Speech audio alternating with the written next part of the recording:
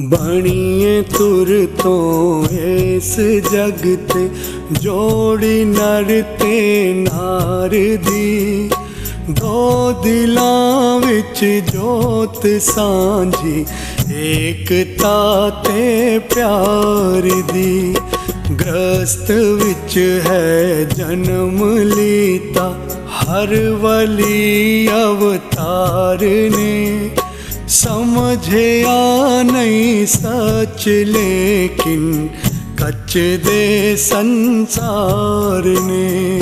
ਗ੍ਰਸਤ ਮਾਰਗ ਸਭ ਤੋਂ ਉੱਚਾ ਸਭ ਦਾ ਹੀ ਆਦੇਸ਼ ਹੈ, ਗੁਰੂ ਦੀ ਕਿਰਪਾ ਨਾਲ ਜੋੜੀ ਕਰ ਰਹੀ ਅੱਜ ਪਰਵੇਸ਼ ਹੈ। ਤਨ ਤੇ ਮਨ ਦੇ ਨਾਲ ਜੋ ਵੀ ਗ੍ਰਸਤ ਨੂੰ ਅਪਣਾਏਗਾ, ਅਵਤਾਰ ਗੁਰੂ ਦਾ ਵਚਨ ਮੰਨ ਕੇ ਜਗ ਤੇ ਸ਼ੋਭਾ ਪਾਏਗਾ। ਅਵਤਾਰ ਗੁਰੂ ਦਾ ਵਚਨ ਮੰਨ ਕੇ ਜਗ ਤੇ शोभा पाएगा। बड़े अनमोल होते हैं ये दिल से दिल के बंधन, कोई डोर नहीं फिर भी बंध जाते हैं मन। एक बंधन जो बंधता है दो रूहों में, एक नाता जो जुड़ता है दो परिवारों में। एक प्रेम जो महक जाता है दिलों से दिलों तक, एक वादा जो बांध देता है कई जन्मों तक। कुछ वादे इरादे एक दूसरे से बांधे चल पड़ते हैं दो अजनबी एक अनजाने सफर पर। हाँ, मगर दोनों के दिलों में है ये उलझन, क्या निभा पाएंगे ये प्रेम का पावन बंधन। तो दोस्तों, वॉइस डिवाइन का शादी है खुश रहो भाग 2 लेकर हम हाजिर हैं आपके साथ एंकर्स की बारात के रूप में। मैं हूँ राकेश, मैं कुसुम, मैं साक्षी, मैं पंकज, मैं शालू। नमस्कार, धन निरंकार।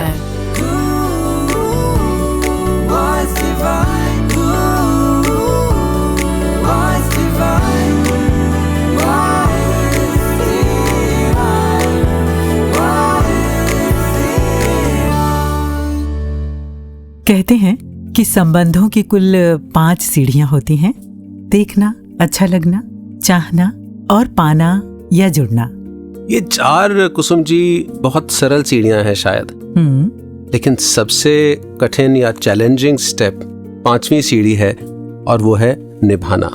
वास्तव में तो हम दोस्तों निभाने की भी बात करेंगे, निभा ना पाने की भी बात करेंगे। We are going to be talking about all these aspects and dimensions in this episode. लेकिन सबसे पहले जो ये इनिशियल स्टेप है, देखना, अच्छा लगना, चाहना और बंधन में जुड़ना, इतने सारे दोस्तों मैच मेकर्स हैं, मैट्रिमोनियल साइट्स हैं, फिर भी मुझे लग रहा है कि आज ये इतना कॉम्प्लिकेटेड और लेंदी प्रोसेस होने लग गया है, selecting the right person for yourself. तो उसमें ये इतना चैलेंज क्यों आ रहा है, और हम सब अपना अपना उसमें निजी अनुभव शेयर कर सकते हैं। बिल्कुल। कुसुम जी, आप बताइए, एक आदर्श जीवन साथी में क्या क्या होना चाहिए? मुझे तो लगता है कि जब आप अट्रैक्शन में होते हैं किसी के, तो एक फॉग में होते हैं और सिर्फ अच्छाइयाँ दिखती हैं, बुराइयाँ नहीं दिखती। तो इससे परे जाकर हम एक दूसरे को जब समझ लेते हैं, अच्छाइयों और बुराइयों से परे जाकर, तो वो जो समझ है वही एक रिश्ते को बहुत दूर तक ले जाती है। क्या बात है। साक्षी, योर टेक ऑन दिस।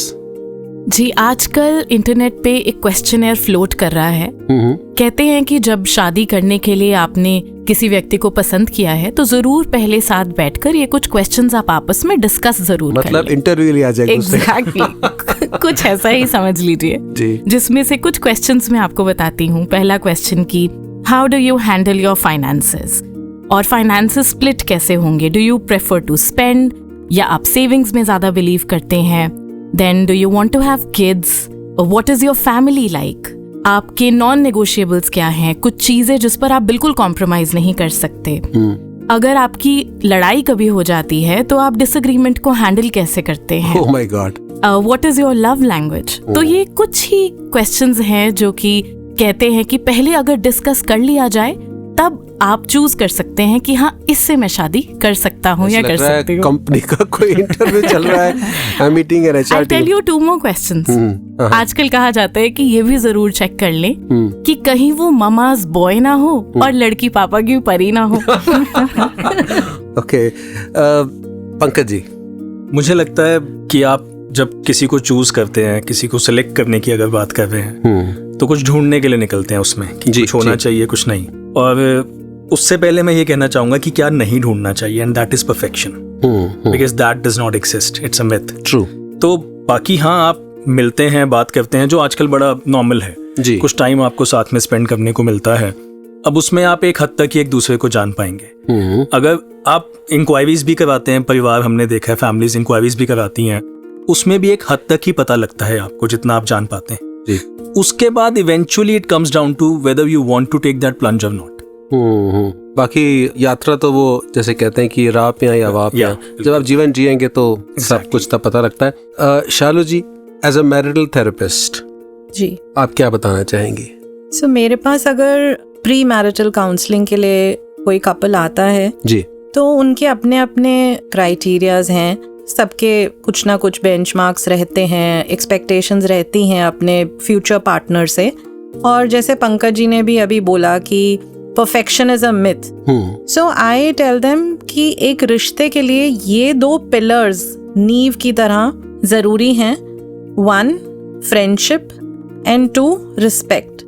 जिस रिश्ते में आपका प्यार और सत्कार, दोस्ती और रिस्पेक्ट है, वहाँ पे कम्युनिकेशन ईजी है, वहाँ पे फिर आप सुनेंगे भी सही, समझेंगे भी सही, फ्लेक्सिबल भी होंगे जी। और कोई भी रिश्ता जो जुड़ रहा है उसमें फिर हम एक दूसरे के पूरक, एक दूसरे के साथ चलने के लिए तैयार हैं।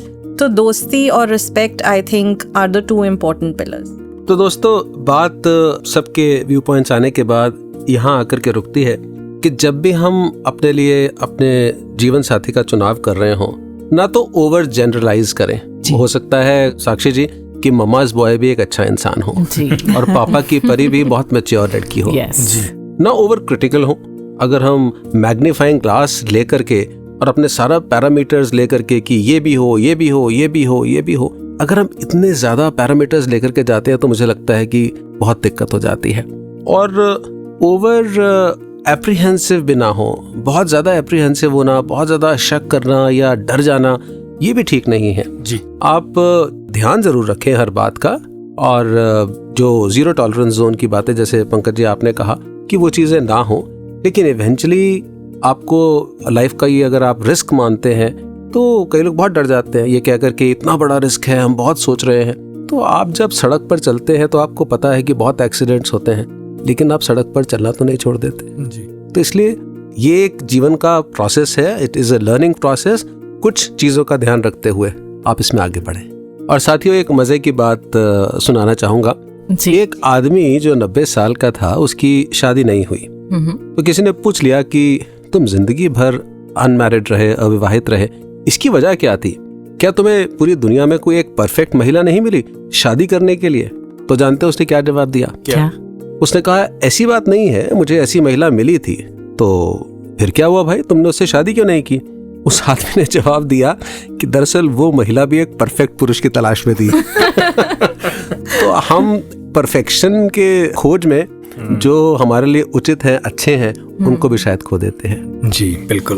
और आजकल ये भी देखा जाता है कि इस परफेक्शन की तलाश में, या कह सकते हैं कि इस परफेक्शन की आड़ में, जब एक समय पर कोई 3 या 4 लोगों से बात कर रहा है और फिर ऐसे में झूठे वादे करना, हर किसी को कह देना कि मैं तुम्ही से शादी करूंगा या करूंगी, बहुत ही जल्दी ओवर कमिट कर देना और फिर फायदा उठाना, मुझे लगता है कि ये बिल्कुल गलत है, नो टॉलरेंस जोन है, and this is ethically wrong. बिल्कुल बिल्कुल। I think honesty and sincerity are the bottom lines. बिल्कुल। कहीं ऐसा ना हो कि आदतन तुमने कर दिए वादे, आदतन हमने एतबार किया, और फिर जब ये वायदे टूटते हैं ना, उम्मीदें टूटती हैं, तो बहुत बहुत दुख होता है। जी हाँ। और एक और भी सिनेरियो होता है कुसुम जी जी जहाँ कई बार कोई ओरिएंटेशन किसी की डिफरेंट है, जैसे सदगुरु माता सुदीक्षा जी महाराज ने भी कहा that the society can have people who have different orientations, LGBTQ category में हो सकते हैं। अगर हमारी किसी अन्य प्रकार की ओरिएंटेशन है तो भी समाज का एक हिस्सा होने के नाते हमें कोई अधिकार नहीं बनता कि हम किसी को भी जज करें। लेकिन अगर ऐसी ओरिएंटेशन है तो हम स्पष्ट रूप से परिवार के साथ साझा करें ताकि आने वाले समय में कोई समस्या ना आए। जी, और इसके अलावा भी एक चीज जो बहुत खलती है कहीं ना कहीं देखने में, जी, शादियों में अक्सर जाति पाति का भेदभाव भी बहुत होता है। जी जी, जबकि हमारे सद्गुरु ने दूसरे प्रण में ही जाति पाति को खत्म कर दिया है। तो मुझे लगता है कि ये भी ध्यान रखें, और जब आप जाति पाति नहीं देखते हैं तो एक बहुत बड़ा समाज फिर आपके साथ रिश्ते में जुड़ने को तैयार हो जाता है। कई बार देखा जाता है कि इस बात से भी डर लगता है कि बिरादरी के लोग क्या कहेंगे। अगर हमने बिरादरी से बाहर शादी कर ली, दूसरी जाति में कर ली, तो दोस्तों सदगुरु का आशीर्वाद है ये। इसीलिए सदगुरु का सहारा लेकर के और आपस में मैत्री के साथ कोई दूसरी जाति या दूसरे प्रांत से भी अगर रिश्ता आ रहा है, आप मिलवर्तन के साथ और लड़का और लड़की की आपस की अंडरस्टैंडिंग अच्छी है, तो मुझे लगता है कि दिल बड़ा भी करना चाहिए और सदगुरु का सहारा लेकर के उस रिश्ते में आगे बढ़ना चाहिए। बिल्कुल। और उसके साथ एक और जीरो टॉलरेंस वाली बात आती है, हालांकि पहले से कम है, लेकिन मुझे लगता है कि उसको अलग अलग शब्दों में रोजी रोजी वर्ड्स के अंदर पिरो करके रख दिया जाता है, जो है दहेज का इशू। पहले तो ऐसे होता था, आज भी शायद होता है, लड़कों की कीमतें लगाई जाती हैं। प्राइवेट नौकरी है तो कीमत थोड़ी कम, सरकारी नौकरी है तो ज्यादा, और डॉक्टर है, इंजीनियर है, IAS ऑफिसर है, प्रॉपर्टी कितनी है, क्या देंगे, और मुझे लगता है कि कुछ और वर्ड्स का भी प्रयोग होता है। जी, बड़े पॉलिश्ड वे में कह दिया जाता है, बड़े प्यार प्यार से, कि हमें क्या चाहिए जी, हमें तो कोई जरूरत नहीं है, भगवान का दिया सब कुछ है, आपने जो देना है अपनी बेटी को देना है। और ये भी सुनने में आया है कि आपकी इज्जत में ही तो हमारी इज्जत है। और बाकी सब ठीक है, लेकिन जीजा जी का ख्याल रखना या इस रिश्तेदार का ख्याल रखना, फूफा जी का यानी बहुत सारे ऐसे तरीके होते हैं जहां पर हम अपनी डिमांड्स रख रहे होते हैं, और वो बिल्कुल नहीं होना चाहिए। और जहां बाबा गुरबचन सिंह जी महाराज ने 1973 की कॉन्फ्रेंस में हमें सादा शादियों के साथ जोड़ा, वहां ये संदेश भी दिया था कि हमने दहेज से खासकर अपनी डिमांड्स नहीं रखनी है। हाँ, इसके अंदर एक और भी पहलू ये जरूर आता है दोस्तों, जब हम सादा शादियों की बात करते हैं तो what is the definition of सादा शादी? क्या सादा शादी का मतलब है कि कोई फंक्शन ना किया जाए? सादा शादी का अर्थ ये नहीं है कि आप उत्सव ना मनाएं, फेस्टिविटीज ना हो, सेलिब्रेशन ना हो, जी सब कुछ हो, लेकिन आप अपनी पॉकेट से बढ़ के ना करें और ना किसी को उसकी पॉकेट से ज्यादा स्पेंड करने के लिए फोर्स करें, और उसके साथ साथ फिजूल खर्चों से भी बचा जाए। Also on the other hand Rakesh ji, अक्सर ये भी देखा जाता है कि कभी कभी कुछ कपल्स की चॉइस होती है, फैमिलीज की चॉइस है कि उन्हें कोई भी फंक्शन नहीं करना। तो अगर उनकी चॉइस ये है, तो फिर अगर लोगों का कमेंट करना कि जी ऐसी शादी में क्या मजा आएगा, प्रेशर डाला जाता है कि पैसे क्यों नहीं ये खर्चना चाह रहे, या वो क्वेश्चंस रेज किए जाते हैं। आई थिंक ये हर एक की पर्सनल चॉइस है। जी हाँ, कई बार ऐसा देखा जाता है कि परिवार यानी कि माता पिता की मर्जी के साथ वर और वधू एक सिंपल मैरिज या कोर्ट मैरिज कर लेते हैं, और वो एक निजी चुनाव है, मुझे लगता है उसका भी हमें सम्मान करना चाहिए। Rather it's a very good way कि आप सिंप्लिसिटी के साथ शादी कर रहे हैं, और आपने कितना खर्चा बचा लिया, मे बी आप उसको एक अच्छे कॉज के लिए भी यूज कर सकते हैं, अपनी सेविंग्स के लिए भी यूज कर सकते हैं फॉर योर फ्यूचर लाइफ।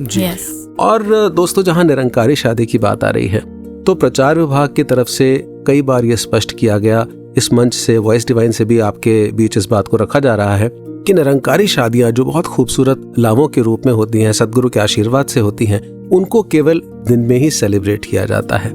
सदगुरु के द्वारा आशीष प्राप्त एक महात्मा मंच पर बैठते हैं, खूबसूरत वो लामों का, 4 लामों का सिलसिला होता है, दिन में 12, 1, 2 बजे तक वो सिलसिला पूर्ण होता है, और वहां पर भी कोई बैंड बाजा बारात इस तरीके से वो नहीं होता है, सिंप्लिसिटी के साथ शादी होती है। और अगर भवन नजदीक है जहां आप रहते हैं, तो प्रयास हो कि भवन पर ही हो। अगर भवन नहीं है, भवन बहुत दूर है, तो फिर जरूर एक सार्वजनिक स्थान पर, चाहे वो बैंक्वेट है या कम्युनिटी हॉल है, वहां पर इस प्रकार से शादियां होती हैं। लेकिन वहां पर भी इस बात का पूरा ध्यान रखा जाए कि जो सेलिब्रेशन एरिया है, जो सत्संग का रूप बना हुआ है, वो खाने पीने के स्थान से बिल्कुल अलग हो, और खान पान सात्विक हो, वेजिटेरियन हो, उसमें नशे बिल्कुल किसी प्रकार से प्रयोग ना हो, ये सारी की सारी बातों का ध्यान रखते हुए, प्रचार विभाग से परमिशन लेते हुए, अपने संयोजक महात्मा को साथ में इन्वॉल्व करते हुए आप इस रीत को निभाएं। बहुत ही खूबसूरत रीत होती है निरंकारी लाभों की, जिसका अगला पड़ाव, अगली जो लाभ है वो हम सुनने जा रहे हैं। जी, तो निरंकारी शादी को महसूस करते हुए आइए सुनते हैं निरंकारी लावे। सतगुरु सावे जुड़ रही अज दो दिलां दी तार है, ब्रह्म ज्ञानी सब ने बैठे सच दाए दरबार है, संत हरि दे हो इकट्ठे फुल ने अज वरसा रहे, दो दिलां दे शुभ मिलन ते सब दे दिल मुस्का रहे, आज दोहां दे गले विच एक जो सोना हार है गवाही के दोहानू ये मिलन स्वीकार है, रबी ग्रंथां विच लिखी है मिलन दी शोभा बड़ी, अवतार गुरु दा वचन मन के हर कड़ी है शुभ कड़ी, अवतार गुरु दा वचन मन के हर कड़ी है शुभ कड़ी। निरंकारी लावे, अगर आपने गौर से सुना होगा तो लावे की हर लाइन का एक खास मतलब है, और अगर ये गृहस्थ जीवन में उतर जाए ना तो फिर किसी भी परिवार में अनबन होने का या कोई शादी टूटने का तो सवाल ही ना उठे। जी हाँ, बिल्कुल। लेकिन अगर सद्गुरु की शिक्षाएं हमारे जीवन में आए तो निस्संदेह जीवन खूबसूरत हो सकता है। लेकिन कई बार ऐसा होता है कुसुम जी कि हम दाएं बाएं हो जाते हैं जी, और क्यों होते हैं, कैसे होते हैं, कैसे ना हुआ जाए, कुछ डूज एंड डोंट्स हैं जिनके बारे में हम चर्चा करेंगे अपने इस एपिसोड में। तो अब शादी हो गई जी, बहू घर में आ गई, बहुत चाव से आपने स्वागत भी कर दिया, प्रैक्टिकल लाइफ जीना शुरू कर दिया, गृहस्थ आश्रम शुरू हो गया।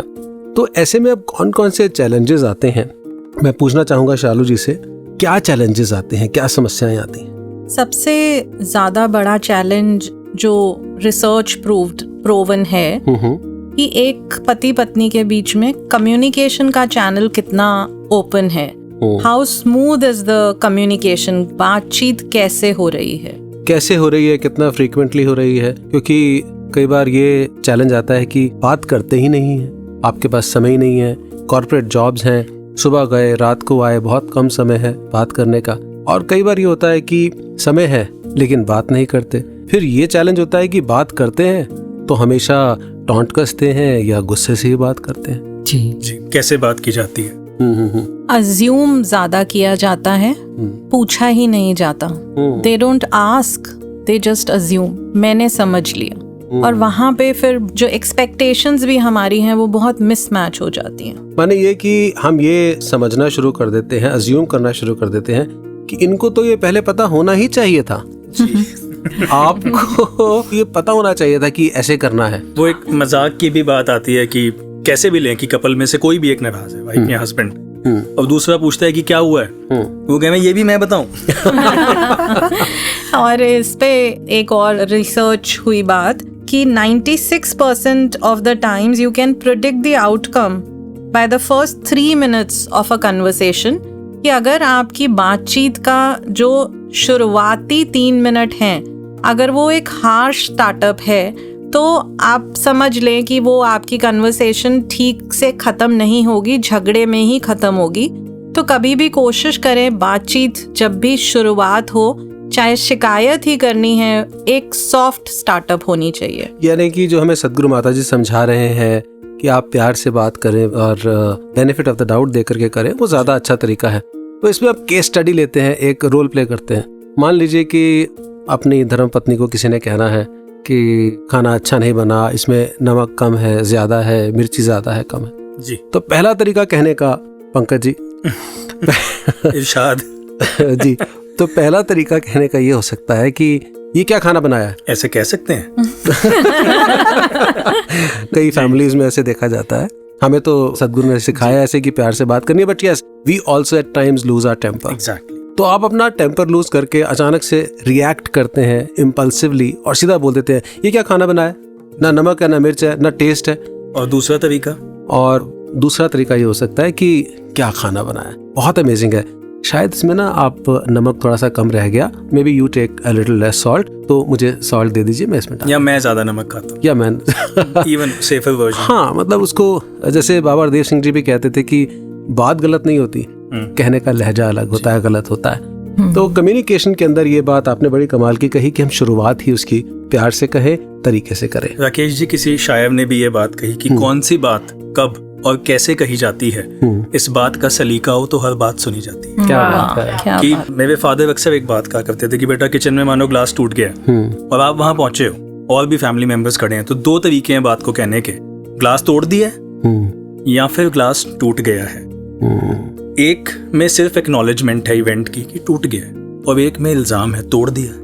और चेंज कुछ नहीं होने वाला, सब कुछ वैसे का वैसे ही है, लेकिन मेरी बात से फर्क पड़ जाता है। ऐसे ही अब एक पति के लिए भी सिनेरियो है, घर आया जी, और अक्सर हम जानते हैं कि आप लेट आए तो आपको सुनना पड़ता है कि लेट आए। अब पत्नी के पास ये ऑप्शन है कि वो या तो सीधा ये कहे कि टाइम देखा है, मिल गया टाइम घर आने का। हाँ, मिल गया टाइम घर आने का, घड़ी देखी है, जो घर पे है उसका तो ध्यान नहीं जाता है, तो एकदम से गुस्से से कह दिया। और दूसरा तरीका क्या हो सकता है, वो भी आप बताएं। दूसरा तरीका ये हो सकता है कि गिव हिम अ ब्रीदर, पानी पी लें, खाना खा लें, और आप पूछ सकते हैं कि ट्रैफिक ज़्यादा था या ऑफिस में काम ज़्यादा रहा, किस वजह से लेट हो गए। शिकायत करने से पहले कारण जान लेना आई थिंक ज़्यादा बेटर रहेगा। जी, और फिर शिकायत करना या आक्षेप लगाना ये जरूरी तो नहीं, सामने वाला छोटा बच्चा भी नहीं है कि उसको रोका जाए, शिकायत ही की जाए, वो खुद भी तो समझदार है। और हर एक की समझदारी और हर एक की लव लैंग्वेज डिफरेंट हो सकती है कुसुम जी। एक्सप्रेस करने का तरीका हो सकता है कि हम कई बार कंपेयर करते हैं, वो तो ऐसे बोलते हैं, वो तो ऐसा कहते हैं, आप तो ऐसा नहीं करते, आप तो ऐसा नहीं कहते, आप तो गिफ्ट नहीं लाते हैं जी, हाँ, आप तो कार्ड नहीं देते, आप फ्लावर्स नहीं देते। तो हो सकता है कि जब शाम को पति घर आ रहा है और वो हाथ में सब्जी का एक थैला लेकर के आ रहा है, ग्रोसरीज लेकर के आ रहा है, तो वही उसकी लव लैंग्वेज होगी जी। उसने ध्यान रखा कि हाँ, मेरे घर में इन चीजों की जरूरत थी और मेरी पत्नी को जरूरत थी और मैं लेकर के आ रहा हूँ। या फिर चाय का एक कप ही सुबह सुबह बना करके पिला दिया। May be that's someone's way of saying I love you. बिल्कुल। तो जज ना करें और एक दूसरे को समझें, एक दूसरे को समझें। और जहाँ तक लेट आने का सवाल है, तो फिर संडे है ना, छुट्टियां भी तो आती हैं, वो भी तो इसीलिए आती हैं कि एक दूसरे के साथ मिलकर बैठा जाए। संडे की आप बात कर रहे हैं कुसुम जी, संडे के साथ एक और मसला है। अच्छा, क्या मसला ये है कि 6 दिन काम करने के बाद पति के पास एक दिन होता है रेस्ट करने के लिए, और 6 दिन घर में काम करने के बाद पत्नी उम्मीद करती है कि इसी दिन मुझे घुमाने लेके जाइए। कमाल है ना। तो दोनों की एक्सपेक्टेशंस डिफरेंट होती हैं, पर मुझे लगता है कि if the Sunday means something else for both of them, आपस में बैठ के अगर हम टाइम मैनेजमेंट करते हैं तो मुझे लगता है सबसे पहले तो हमें सत्संग पे जाना चाहिए, और उसके बाद कुछ समय रिलैक्स भी कर सकते हैं और घूमने का भी समय निकाला जा सकता है। जी हाँ, अगर चाहेंगे तो समय तो निकल ही आएगा। Absolutely. After communication, Shalo ji, which is the second point that can actually be detrimental to a relationship? आदतें, हैबिट्स। आदतें तो शादी के बाद इतनी नई नई चीजें देखने को मिलती हैं एक दूसरे में। आई एम सॉरी, लेकिन कई बार it can also be the different ways we fart. और किसी की नाक में उंगली डालने पसंद नहीं आता है, कोई कपड़े उठा करके बेड के ऊपर रख रहा है। At least that is how I was, दो आई हैव चेंज्ड नाउ। शालो जी ने मेरे को बिल्कुल डिसिप्लिन बना दिया, ऑर्गेनाइज बना दिया है। तो आदतों को लेकर के बहुत मिसमैच होता है। पंकज जी? बिल्कुल होता है जी। आपने जैसे कपड़ों का कहा, किसी को दरवाजे के पीछे बहुत टांगने की आदत होती है। हाँ। तो फिर कहा जाता है कि अपने कपड़े इसको तय भी मार के अंदर रख लिया करो। शूज किसी को शेल्फ में ही रखने की आदत है, किसी को बाहर ही कमरे के साइड पे भी डिस्टर्ब नहीं करते। वो कहते ठीक तो है, क्या कह रहे हैं। तो वो आदतों का फर्क होता है, और उसमें मुझे लगता है कि कोशिश ही की जा सकती है कि वक्त रहते एक दूसरे के हिसाब से थोड़ा थोड़ा एडजस्ट किया जाए। और मुझे लगता है बता भी दे दूसरे व्यक्ति को, रादर देन अगेन अज्यूमिंग और उससे इरिटेट होते रहे, बता दें कि प्लीज अगर आप ऐसे करेंगे तो मुझे अच्छा लगेगा। और शालो जी, इसके लिए कुछ सॉल्यूशंस आप बताएं।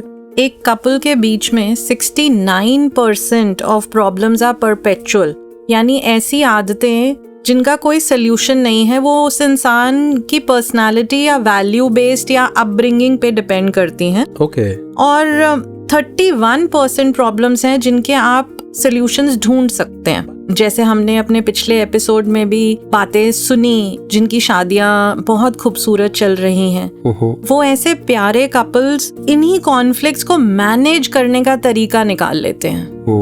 69% जो लड़ाइयां हो सकती थी, जो मास्टर्स हैं, उन्होंने उसी का सलूशन निकाल के उस रिश्ते को एक बहुत प्यारा रूप दे दिया। यानी ऐसी प्रॉब्लम्स या ऐसी ही आदतों पर फोकस करते रहना जिनका कोई इमीडिएट सोल्यूशन ही नहीं है, तो फिर तो बात रिलेशनशिप्स में कभी सॉर्ट होगी ही नहीं। तो इससे बेटर तो फिर यही है, जैसे कि आपने कहा, कि जो 31% जो चीजें बदली जा सकती हैं, जिनके सोल्यूशंस हैं, सबसे पहले उन पे फोकस करें। सच। Avoid, adjust, accept. एंड अभी डिस्कशन के दौरान शालू जी ने एक बहुत कमाल की बात कही कि कॉन्फ्लिक्ट रेजोल्यूशन की बजाय या कॉन्फ्लिक्ट रेजोल्यूशन के साथ साथ कॉन्फ्लिक्ट मैनेजमेंट पे भी ध्यान दें, उस पे फोकस करें। जी। और इसमें एक और पॉइंट जो आपने कहा, वो ये भी दिमाग में आ रहा था कि एप्रिसिएशन का कल्चर एक कपल को अपने बीच में इनकलकेट करना चाहिए।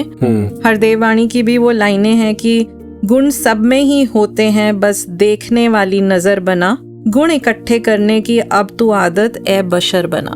ये बात भी बहुत जरूरी है कि हम एक दूसरे को शायद अप्रिशिएट ही नहीं करते हैं, भूल जाते हैं, टेकन फॉर ग्रांटेड। इसने तो ये करना ही है, इसने तो लाइक कर दिया तो कौन सी बड़ी बात की, खाना तो रोज बनाना ही है।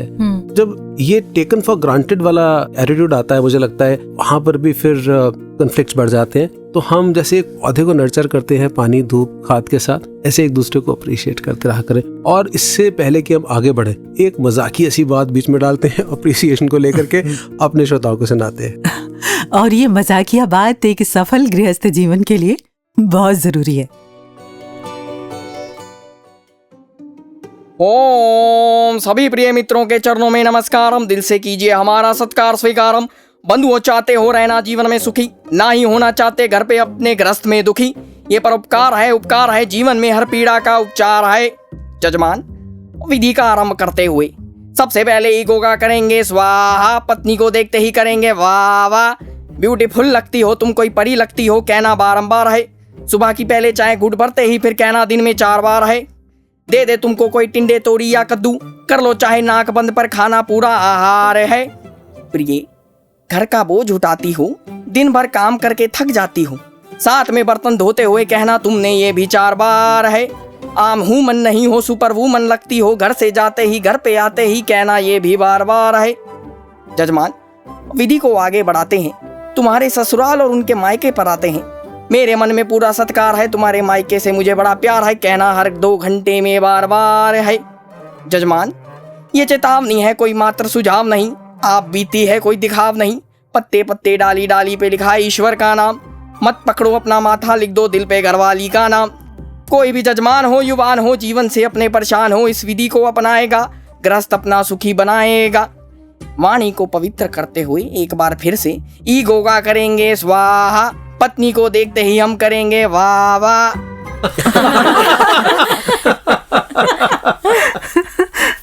तो ये तो हुई हंसते हंसते सीखने की बात कि एक दूसरे को अप्रिशिएट करे। सिर्फ पति ही पत्नी को अप्रिशिएट ना करे, पत्नियां भी पति को अप्रिशिएट करें। जी बिल्कुल, इट्स बोथ वेज। और हैबिट्स के बाद, कम्युनिकेशन के बाद, अप्रिसिएशन के बाद और क्या विषय है?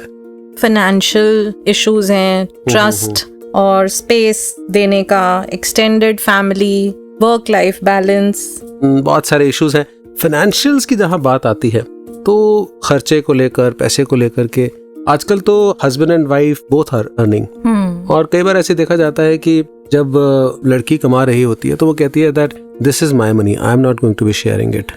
ऐसा देखा जाता है। तो मुझे लगता है अगर दोनों ही दायित्व संभालें और मिल करके इकोनॉमाइज करें, बजटिंग करें कि हमारा इस महीने का क्या बजट है, सेविंग्स कैसे करनी है, सेंसिबल स्पेंडिंग हो, तो इकोनॉमिक इश्यूज भी अच्छे से रिजॉल्व हो सकते हैं।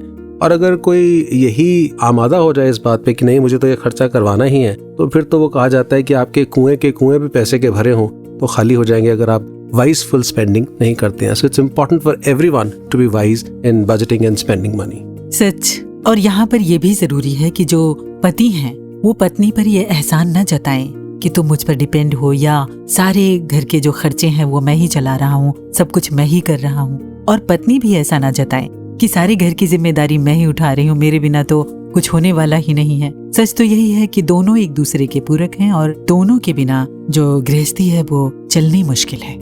और अब तो विद चेंजिंग टाइम्स हम ये देख रहे हैं कि जेंडर रोल इतने डिफाइंड नहीं रह गए हैं कि a man is only a provider and a woman is only अ नर्चरर.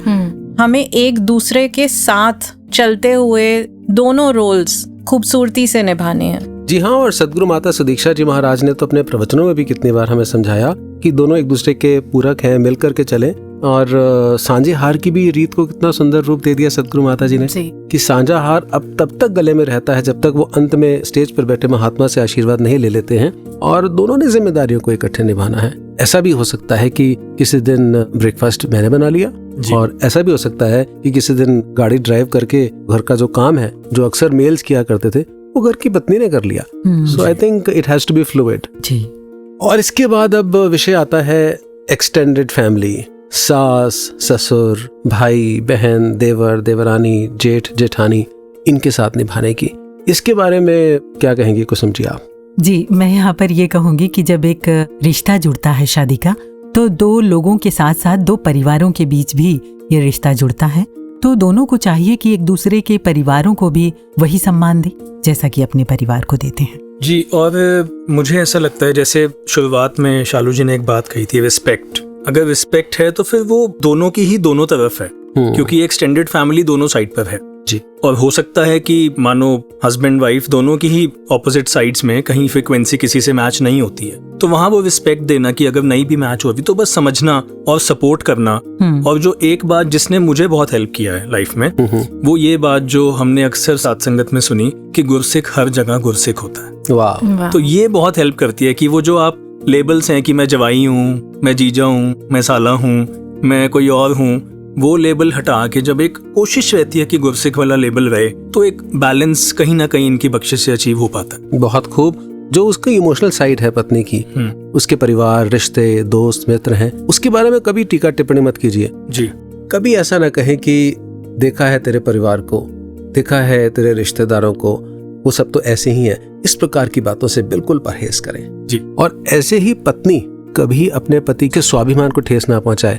आपके तो बस का ही नहीं है, आप कितना कमा के लाते हो, उनको देखा है, उनकी कमाई ऐसी है, तो ये हर्ट करने वाली बातें हैं. सो इमोशंस और ईगो को अगर हम हर्ट ना करते हुए रिस्पेक्ट करते हैं, I think communication in the extended family can also be good. ऐसे में राकेश जी मैंने एक दो एग्जांपल्स देखे हैं जहां हस्बैंड वाइफ ने बड़े प्यार से स्टार्टिंग में ही, मानिए डे वन ही, एक दूसरे को कम्युनिकेट कर दिया है कि भाई ये मेरे बड़े इंपॉर्टेंट पॉइंट्स हैं.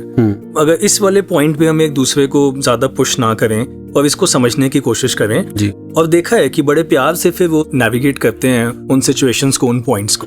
और एक बात और, अगर पति और पत्नी आपस में अपने कम्युनिकेशन से इतना कंफर्ट जोन बना लेते हैं कि बीच में दरार ना पड़े, कोई वॉइड ना आए, कोई स्पेस ना आए. अगर स्पेस नहीं होगा तो कोई उसमें प्रवेश नहीं करेगा. और अगर हम स्पेस दे देंगे अपने रिलेशनशिप के अंदर, थोड़ा सा भी डिफरेंसेस का एक जगह बन जाएगी, उस जगह के अंदर सब प्रवेश कर जाएंगे. चाहे वो चाचे हो, मामे हो, सास हो, बहू हो, पड़ोसी हो, दोस्त हो, सब प्रवेश कर जाएंगे और डिफरेंसेस और बढ़ते चले जाएंगे. Don't give space for anyone to enter into that relationship. और कुछ बातें ऐसी होती हैं जो हस्बैंड और वाइफ के बीच में ही रहें तो अच्छा रहता है. और इससे वो शायर की बात भी मुझे याद आ रही है कि जो अपने घर की बात औरों को सुना रहा है, यकीन जानिए वो अपना ही धीरे धीरे घर जला रहा है. क्या बात है. तो अपने घर की बात घर तक रखें. औरों को सुनाएंगे तो फिर दरारें भी पड़ेंगी और आग भी लगेगी. We are a team. Yeah. We are not opponents. Yeah. It's about we and not about me. एक और मुद्दा जो बहुत कॉमनली सुना जाता है, अक्सर लड़कों को, पुरुषों को ये कहते सुना जाता है कि मैं तो दब के रह गया, सैंडविच बन गया. एक तरफ मम्मी है, एक तरफ वाइफ है, किसकी सुनूं. शाम को आता हूँ, मम्मी कुछ कहती हैं और वाइफ कुछ कहती हैं, दोनों एक दूसरे की शिकायत कर रही होती हैं. This is a very common problem Kusum ji. जी. आपने भी बहुत बार सुना होगा. जी हाँ. तो निजी तौर पर मैं श्रोताओं के साथ शेयर करना चाहूंगा कि जब भी कभी ऐसा हो आप दोनों को सुनिए, लेकिन जरूरी नहीं है कि इधर की बात उधर, उधर की बात इधर की जाए। दूसरा, चुप रहना सीखिए। वो दोनों अपने अपने मन के भाव रख रही हैं और I think silence is also an answer. बिल्कुल। आप उस समय उनको वेंट आउट करने का एक स्पेस और समय दे देते हैं तो अपने आप मसले धीरे धीरे हल हो जाते हैं और सोल्यूशन दोनों के पास ही है। आप बीच में आकर के सोल्यूशन नहीं दे सकते। The daughter in law and the mother in law will have to find their own way. और अक्सर ऐसा होता है, वो निकाल ही लेते हैं और आपस में बहुत अच्छे दोस्त बन जाते हैं। पुरुष को केवल इतना करना है कि उनकी बातें आराम से सुन ले, नॉन जजमेंटल होकर के, और इधर उधर क्रॉसओवर ना करे, समय निकल जाता है। जी हाँ, और इसी खूबसूरत भाव को लिए आइए आगे बढ़ते हैं और अब अपने कुछ लिसनर से सुनते हैं कि जब उनका आपस में कोई मतभेद हो जाता है तो वो कैसे सुलझाते हैं। जानवी, हाँ जी। कितनी बार होता है ना कि हम किसी पॉइंट पे एग्री नहीं होते। हाँ जी। और फिर क्या होता है? कई बार नोकझोंक हो जाती है और कई बार नाराजगी भी। और मैं फिर बहुत कुछ बोल पड़ता हूँ तुमको। हाँ जी। और तुम चुपचाप सुन लेती हो। धीरे से मुझे फिर रियलाइज भी हो जाता है कि गलती कहीं ना कहीं मेरी ही है। So thank you Janvi for patiently handling such situations. Thank you Janvi नहीं, थैंक यू सदगुरु माता जी कहो, क्योंकि उनकी टीचिंग से ही तो मेरे अंदर वो पेशेंस, वो ठहराव आ पाता है, जिससे वो सिचुएशन इजीली हैंडल भी हो जाती है। सो थैंक यू सदगुरु माता जी। वेस्टर्न कल्चर में एक बहुत खूबसूरत क्वेश्चन जो सारे आपस में एक दूसरे को पूछते हैं, स्पेशली हस्बैंड या वाइफ काम से घर पे आते हैं कि how was your day today. तो कई बार वो क्वेश्चन जो है वो एक कन्वर्सेशन का मीडियम बन जाता है, अपने आप को एक्सप्रेस करने का मीडियम बन जाता है, एक अपॉर्चुनिटी भी मिलती है ये बताने की कि शायद आज दिन उतना अच्छा नहीं रहा, शायद आज कुछ ऐसे चैलेंजेस, कुछ ऐसी सिचुएशंस आई काम पर या एक्सटर्नल फैक्टर्स ऐसे रहे कि जिसकी वजह से थोड़ा लो एनर्जी फील कर रहे हैं या टायर्ड फील कर रहे हैं। एंड वो एक तरीका ऐसा बनता है जिसमें आपकी फ्रस्ट्रेशन लेवल बहुत कम हो जाती है, क्योंकि आपको ये लगता है कि आपने अपने आप को एक्सप्रेस किया है। तो वो क्वेश्चन रूटीन में लाने से बहुत बड़ा बदलाव आया। गृहस्थ में रहते हुए अक्सर ऐसा होता है कि मैं और मेरे हस्बैंड के बीच में भी डिसएग्रीमेंट्स हो जाते हैं और उस वक्त हम दोनों को अपना वर्जन ही सही लग रहा होता है। तो हमने पहले ही ये डिसाइड किया हुआ है कि उस टाइम पर अपनी वॉइसेस को हाई करने की जगह हम दोनों एक दूसरे को थोड़ी सी स्पेस देते हैं, may be 15 minutes, half an hour और 1 आवर लेटर, जब हम दोनों एक दूसरे को थोड़ी ह्यूमिलिटी के साथ अप्रोच करते हैं और फिर उस चीज़ को डिस्कस करते हैं तो सॉल्यूशंस ज़्यादा इजी नज़र आते हैं। अक्सर ये देखा गया है कि कपल्स में आर्गुमेंट्स का मुद्दा एक छोटा सा होता है, लेकिन बहस के दौरान ये दूसरे मुद्दों को ऊपर डाइवर्ट हो जाता है, जो पास की बातें, एक दूसरे के इन लॉज की कुछ बातें या पास के कुछ बिहेवियर्स, तो याद रखने वाली जो बातें ना भी हों वो उनको भी बीच में आ जाती हैं। तो कोशिश करें कि उस प्रेजेंट मुद्दे पर ही बात करें, बाकी को कहें कि कन्वर्सेशन में मत आने दें, कह दें कि उसको बाद में डिस्कस करते हैं। हाँ, कई बार ऐसा होता है कि किसी एक बात को लेकर जीवन साथी के साथ एक मत, एक विचार हो पाना संभव नहीं होता। तब ये छोटी मोटी नाराजगी, ये गुस्सा स्वाभाविक ही हो जाता है। लेकिन यहाँ भी सदगुरु की शिक्षाएं बहुत काम आती हैं। सदगुरु के ये वचन जब माने जाते हैं कि सुबह शाम परिवार के साथ मिलकर सिमरन करना है, अब ऐसे में जब साथ बैठना है तो सामने वाले के अंदर भी निराकार को देखकर उसे नमस्कार करनी है। तब ये गुस्सा, ये नाराजगी खुद ब खुद ही खत्म हो जाती है। जी, जब कभी आपस में छोटी मोटी बात को लेकर के कई बार तनाव क्रिएट हो जाता है तो ऐसे समय पर मैं बड़ी ही स्ट्रांगली उनकी अच्छाइयों को नोट कर लेती हूँ। दातारने जे त्यांना चांगले गुण दिलेले आहेत, सेवेसाठी सपोर्ट, सत्संगसाठी सपोर्ट और हर बात में जब उनकी अच्छाइयों को देखती हूँ तो फिर वो किसी बात को लेकर जो नेगेटिविटी क्रिएट हुई होती है वो ना के बराबर होती है। काही क्षणानंतर त्या निघूनही जातात आणि वातावरण अगदी सहज होतं। ये सुंदर सुंदर एक्सपीरियंस, ये सुंदर सुंदर प्रयास रिश्तों को सुंदर बनाने का। वास्तव में इससे रिश्ते तो सुंदर बनते ही हैं, जिंदगी भी बेहद खूबसूरत हो जाती है। तो आइए अब एक बार फिर से जुड़ते हैं निरंकारी लाओं से। तन दे करके चाहे जोड़ी, एक नर एक नार है, एक दूजे दा एक दूजे ते एक जिहा अधिकार है। प्रण करो अज दुख ते सुख विच मिल इकट्ठे बहन दा, प्रण करो अज जिंदगी पर प्यार दे नाल रहन दा, प्रण करो अज तो मनुखता ही तुहाडा धर्म है। सब दी सेवा बोल मीठे, सब तो उत्तम कर्म है।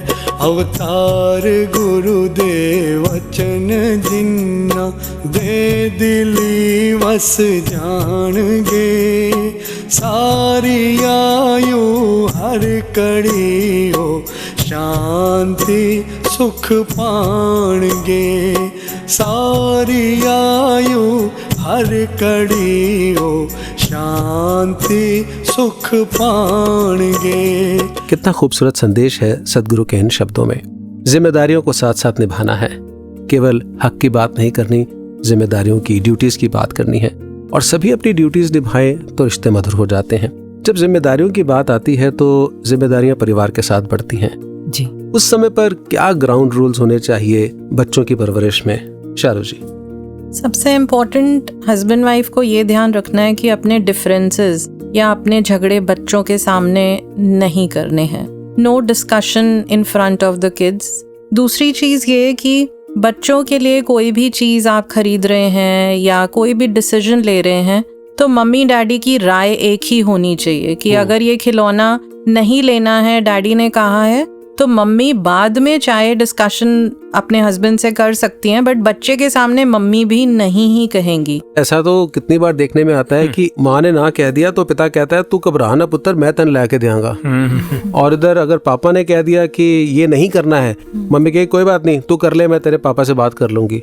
तो ये तो बहुत बार देखने में मिलता है। पर आप कह रहे हैं ऐसा बिल्कुल नहीं होना चाहिए जी। बच्चे के सामने हस्बैंड एंड वाइफ एक राय रखें जी। कहीं ना कहीं फिर ये आगे चलकर रिश्तों के टूटने की वजह बन जाती है, बच्चों के बिगड़ने की भी वजह बन जाती है। जी हाँ, और जहाँ रिश्तों के टूटने की बात आती है ये बहुत ही अनफॉर्चुनेट है, और हालांकि ऐसा होना भी नहीं चाहिए।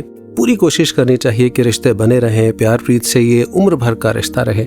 लेकिन ये भी देखा जाता है कि रिश्ते टूटते हैं, तलाक होते हैं, डिवोर्सेस होते हैं। हाँ, लेकिन जब एक रिश्ता टूटता है तो ऐसा लगता है कि जैसे सब कुछ बिखर गया हो। वो किसी ने लिखा है कि एक रिश्ता भी मोहब्बत का अगर टूट गया, देखते देखते शिराज़ा बिखर जाता है। अब ये एक वो पहलू है जो कोई नहीं चाहता कि हो, लेकिन एक रियलिटी है कि ऐसा हो रहा है। तो ऐसे में हम अपने श्रोताओं से निवेदन करना चाहेंगे कि प्लीज किसी भी इम्पल्स में आकर के, किसी के कहने के कारण छोटी सी बात के ऊपर राई का पर्वत ना बनाए, तिल का ताड़ ना बनाए। छोटी सी बात को, ईगो इश्यूज को लेकर के इतना बड़ा ना बना लें कि बस अब तो ये तलाक होगा, अब तो डिवोर्स होगा, अब तो हम सेपरेट होंगे। छोटी छोटी बातों को बड़ा ना बनाए। कोशिश करें कि प्यार प्रीत से रिश्ते बने रहें। पर अगर इस रिश्ते के अंदर एक हद को पार किया जा रहा है, जैसा सदगुरु माता सुदीक्षा जी महाराज ने भी कहा, that if it is crossing that specific boundary threshold, सब कोशिशें करने के बाद फिर ऑफ कोर्स आपको वो चुनाव भी करना है कि उस रिश्ते में रहना भी है कि नहीं। क्या क्या कारण हो सकते हैं इस रिश्ते से बाहर आने के, पंकज जी? राकेश जी, बहुत से कारण तो हमने ऑलरेडी सुने लिए हैं एपिसोड में जी। दो और जो मुझे लगता है बहुत बड़े कारण बनते हैं लोगों के अलग होने के, एक है लैक ऑफ ट्रस्ट, थोड़ा और सीधे शब्दों में कहूँ तो शक करना, और दूसरा कई बार उसी शक की वजह से या किसी और कारण से भी एक दूसरे को स्पेस ना देना, कि वो एक रिलेशनशिप में है तो सही लेकिन पता ही नहीं चलता कि कई बार जो साथ है वो ब्रीद ही नहीं कर पा रहे, उसका अपना कोई पॉइंट ऑफ व्यू नहीं रह गया, उसका अपना कोई जीने का तरीका ही नहीं रह गया, क्योंकि वो आपके शक और आपके तरीकों को ही जस्टिफाई कर रहा है। जी जी। और ये जो ट्रस्ट, जो फेथ है, जो बेसिक फाउंडेशन है किसी भी रिश्ते का, जब ये बीच में से निकल जाता है तो रिश्ता तो फिर कहाँ बच पाता है। बिल्कुल, और पति और पत्नी का रिश्ता तो विश्वास का ही रिश्ता है। एक दूसरे पर विश्वास करें, और कई बार देखा जाता है कि डिटेक्टिव्स पीछे लगा दिए जाते हैं और मतलब स्टॉक किया जाता है, पीछा किया जाता है और मोबाइल देखे जाते हैं, उसको ट्रैक कर रहे हैं, मोबाइल हैक किया जाता है, देख रहे हैं कौन सी चैट हो रही है, किससे चैट हो रही है। तो अननेसेसरली किसी को इतना ज़्यादा आप अगर रडार में या लेंस के नीचे रखेंगे तो मुझे लगता है आपको कमियां ही दिखेंगी। तो थोड़ा सा फ्रीडम और स्पेस देना मुझे लगता है बहुत ज़रूरी है। लेकिन मैं शालू जी बैठे हैं तो उनसे एक बात पूछना चाहता हूँ कि कई बार जेन्युइन भी हो सकता है कि भाई कोई शक कर रहा है, उसकी वजह हो भी सकती है कोई, तो ऐसे में फिर अगर वो सही ही है और सच में अगर कुछ ऐसा किया जा रहा है तो फिर ऐसे में क्या करे वो जो ये फेस कर रहा है? पंकज जी, इनफिडेलिटी एक बहुत बड़ा रीजन है डिवोर्स का, शादी टूटने का। बट अगर आप वाली बात पे मैं जवाब दूं तो मेरा जवाब ये होगा कि उसके पीछे भी कारण होगा, कुछ तो मजबूरियां रही होंगी, यूं ही कोई बेवफा नहीं होता। लेकिन अगर आप अपनी शादी में हैं और तोड़ना नहीं चाहते हैं बट ऐसा कोई रीज़न आपका मानना है कि है, तो सल्यूशन वही है जहाँ से बात शुरू हुई थी, कम्युनिकेट, बात करें, पूछें, आस्क, अजम्पशन तो नहीं है। और फिर बैठ के बातचीत के बाद आप क्या फैसला करना चाहते हैं, that depends on the couple. जी, और शक वैसे ज़्यादातर निराधार ही होते हैं क्योंकि शक तो शक ही है। पिछले दिनों न्यूज़पेपर में एक खबर मैंने पढ़ी कि एक पति ने शक के चलते अपनी पत्नी को मार दिया। और बाद में पता चला कि उसका जो शक था वो निराधार था। और इसी पर वो फिल्म भी बनी है ना, आपकी कसम जी। और उसमें एक गीत है और गीत में लाइन है, दोस्तों शक दोस्ती का दुश्मन है, अपने दिल में इसे घर बनाने न दो, कल तड़पना पड़े याद में जिनकी, रोक लो रूठ कर उनको जाने न दो, बाद में प्यार के चाहे भेजो हजारों सलाम, वो फिर नहीं आते। क्या बात है, वो फिर नहीं आते। जी हाँ, पूरी कोशिश की जाए कि इस रिश्ते को मजबूत रखा जाए, बुलंद रखा जाए और लंबी दूरी तक हम चलें, लेकिन फिर भी अगर एक हद के पार चीज़ें हो जाती हैं, if there is domestic violence, if there are zero tolerance things happening in a marriage, तब क्या किया जाए? हमारे साथ एक बहन जुड़ी हैं, she is just gone through a divorce और वो शालू जी के साथ बात करते हुए अपनी दिल की बात कह रही हैं। आइए सुने जी। आज हमारे साथ स्टूडियो में मेरी एक दोस्त हैं जो रिसेंटली अभी डिवोर्स के प्रोसेस से गुजरी हैं और एक टॉक्सिक मैरिज का एक्सपीरियंस से हील हो रही हैं। सो आइए जानते हैं उनसे कि रिश्ते की शुरुआत कैसे हुई। शादी से पहले हम 7 साल एक रिलेशनशिप में थे। We met through a common friend. We were in a long distance. मैं दिल्ली में थी, वो यूनाइटेड स्टेट्स में थे। तो 7 साल के बाद हम लोगों ने डिसाइड करा कि शादी करनी है। और शादी करने के बाद ये कब आपको रियलाइज़ हुआ कि इस शादी में जैसा आप सोच के गई थी, आपने अपनी मर्ज़ी से अपने साथी को चुना था, चीज़ें वैसी नहीं थी जैसी आप सोच के गई थी? कुछ उस अनुभव के बारे में आप बताना चाहेंगे? तो शादी के बाद फॉर अ वुमन बहुत सारे चेंजेस होते हैं। तो जो चीज़ें हो रही थी मुझे लगा बहुत नॉर्मल है, अपनी फैमिली को छोड़ना, उसके बाद इंडिया से बाहर मूव करना, लगता था कि सब कुछ नॉर्मल है। There are things that I have to compromise and adjust, but धीरे धीरे करके रियलाइज़ हो रहा था कि ये normal is not possible for me. कुछ इस बारे में बताएंगे? आप कह रही हैं कि ये सैक्रिफाइसेस एक नया नॉर्मल था मेरे लिए और फिर रियलाइज़ होने लगा कि ये नॉर्मल नहीं है या ये ठीक नहीं हो रहा। कब आपने ऐसा महसूस किया और उसकी वजह क्या थी? लगभग शादी के 3-4 महीने बाद, बिकॉज मैं यहाँ से सब कुछ अपना छोड़ के गई थी, सब कुछ I had to start from the scratch in US। तो काफ़ी सारी छोटी छोटी चीज़ें मुझे लगता था कि मैं ठीक नहीं कर रही हूँ, जिस वजह से मेरे पार्टनर रिएक्ट कर रहा है, गुस्सा हो रहा है, हमारे बीच में लड़ाइयाँ हो रही हैं। तो वो छोटी छोटी चीज़ें I try to start changing within myself, ताकि आगे मैं वो चीज़ें अवॉइड कर सकूं। और शायद वो चीज़ें मुझे लगा कि इज़ रीज़नेबल, क्योंकि हमारी एज वुमेन कंडीशनिंग ऐसी हो रखी है कि हमें समझाया जाता है और हमें खुद को भी ऐसा लगता है कि हमें ये चीज़ निभानी है, हमें ये करना ही है ताकि वो खुश रहे। और एक शादी निभाने के लिए एक लड़की का ज़्यादा योगदान है दान एक लड़के से। सो आप वो सब सहती रही, आप बता रही हैं कि आपने ही एडजस्ट किया, तो उस समय आपको मन में कैसा लगता था? आप एडजस्ट करती जा रही हैं, सहती जा रही हैं? मैं बहुत ज़्यादा परेशान थी, रोती थी, एंड मैं इतनी दूर थी अपनी फ्रेंड्स एंड फैमिली से कि मैंने अपनी फैमिली वगैरह को ये छोटी छोटी बातें बतानी बंद कर दी थी, बिकॉज मुझे लगता था कि हम दोनों ने साथ ही रहना है। अगर मैं अपनी फैमिली, अपने फ्रेंड्स को कुछ बताऊंगी अपने पार्टनर के बारे में, तो उनका एक बहुत ही गलत ओपिनियन बनेगा अबाउट हिम, और in the long run it's not good कि फैमिली और मेरे पार्टनर का रिलेशनशिप इम्पैक्ट होगा इस वजह से, और अल्टीमेटली हम दोनों का भी होगा। तो ओवरऑल मैं बहुत अकेली थी and I was very alone in the entire thing, कि सब साथ थे but I was alone at the end of the day. तो जब आप इतना अकेला अपने आप को महसूस करती थी और सारा ब्लेम आपने अपने ऊपर ही लिया, तो उस समय पे कैसे आपको ये रियलाइज हुआ कि ये टॉक्सिक मैरिज है, कि ऐसे नहीं चल सकता, या कहाँ से वो हिम्मत आई आप में? ऑनेस्टली मेरे में वो हिम्मत नहीं आई। मेरे parents visited me in US और उन्होंने मेरी कंडीशन देखी, एंड तब भी वो मुझे इसी बेसिस पे समझा के लेके आए कि तुम्हें आपस में शायद ब्रेक चाहिए 15-20 दिनों का, थोड़ा टाइम लो एक दूसरे से, तुम्हें ज़्यादा चीज़ें समझ आएंगी। एंड उस दौरान मुझे धीरे धीरे चीज़ें, फिर थेरेपी आई स्टार्टेड, तो मुझे रियलाइज़ हुआ कि I was in a toxic marriage, और बहुत सारी चीज़ें मैं सह रही थी जो मुझे नहीं सहनी चाहिए थी। ऐसी कौन सी चीज़ें आप सह रही थी?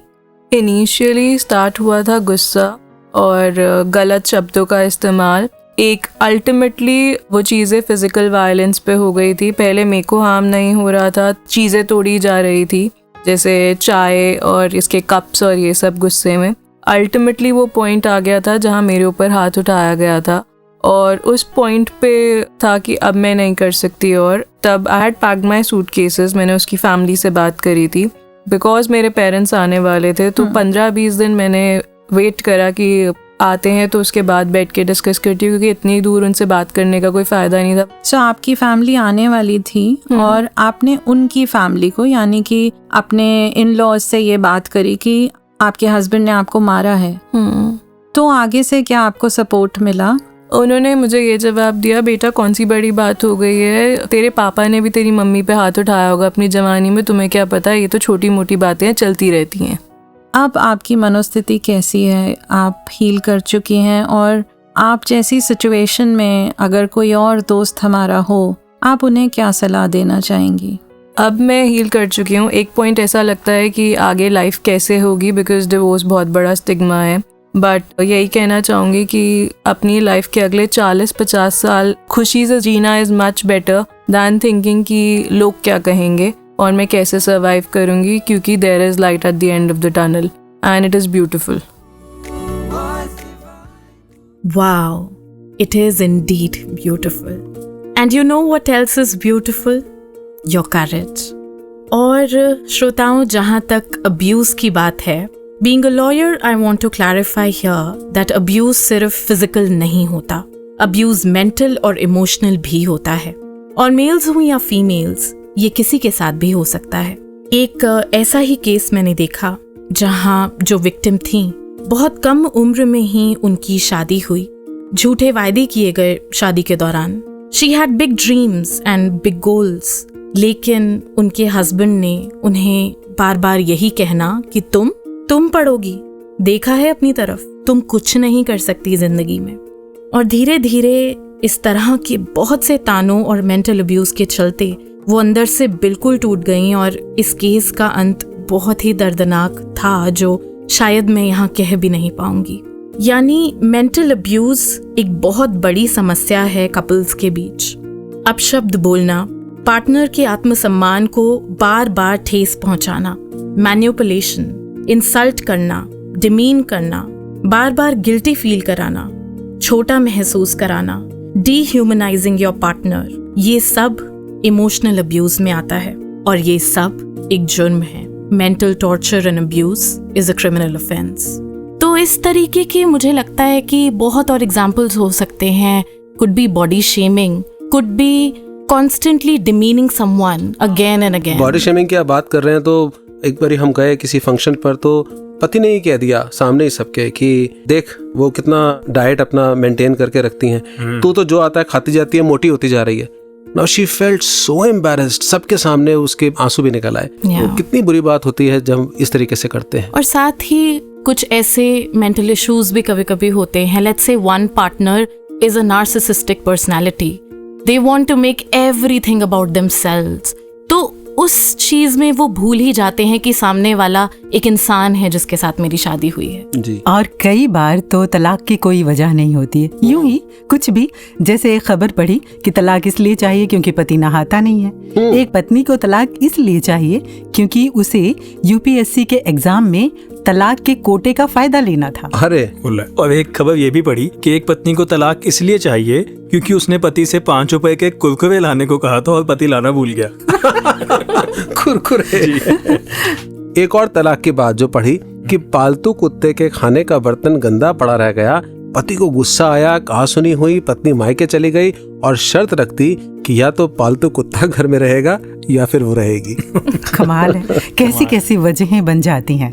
हाँ, छोटी छोटी बातें लेकिन कितनी बड़ी हो जाती हैं। और बार बार इस बात को हमें रिपीट करना पड़ रहा है कि छोटी छोटी वजहें कहीं दूरी का कारण न बने। उसके बाद ये भी देखा जाता है कि सिर्फ पति पत्नी नहीं, फिर परिवार एक दूसरे पर लांछन और आक्षेप लगाना शुरू कर देते हैं। बहुत भद्दा सा एक सीन बन जाता है। It becomes very very unfortunate and very filthy.